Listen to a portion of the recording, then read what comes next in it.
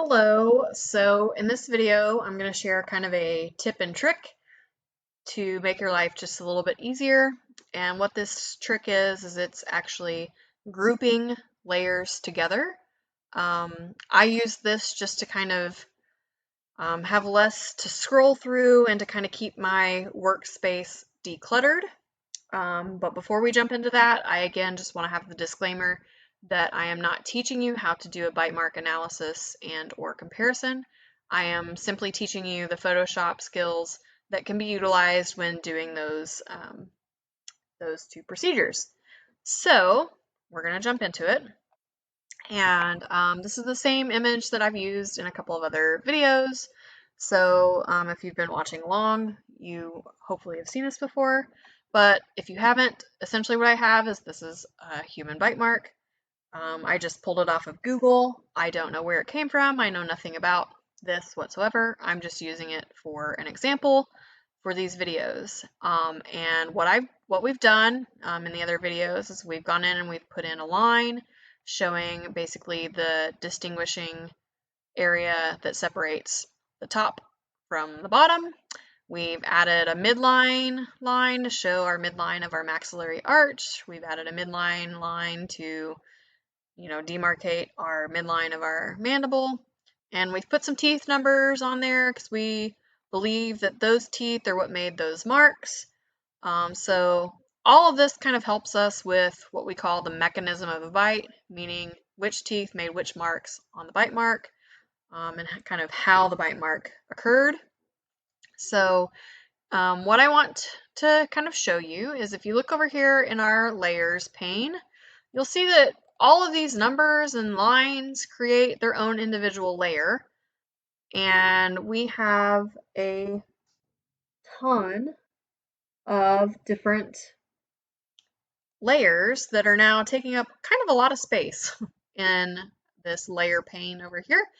And you'll see, here's all of our different enhancements of our picture. You'll notice we do not have any overlay files in here yet. And once we start putting overlays in, we'll have even more layers. So I like to kind of group together all of these numbers and lines that go with the mechanism, just because that makes this a little less cluttered, and you'll see exactly what I mean here in a second. So how do we group these together? Well, the first thing we have to do is we have to tell it which layers we want grouped. And the way that we do that is you need to hold down your control button for a PC. I believe it's command if you're running a Mac. I don't run a Mac, so forgive me if that's incorrect. But on a PC, you're going to hold down the control button, and then you're just going to click on all of the layers that you want to group together. And for me, I want to group all of my teeth numbers and my 3 lines together. So once you have selected everything that you want grouped, you're going to right click and you are going to say group from layers. And what I'm going to do is I'm now going to rename this mechanism, which I think I misspelled. I did. And basically that's telling me that that's all the stuff that's on my photograph for the mechanism. And we're going to hit OK. And what you'll notice is that now consolidated all of those layers into kind of one little individual folder. And if I want to see everything in that folder, you just hit that little arrow and it'll pop everything down.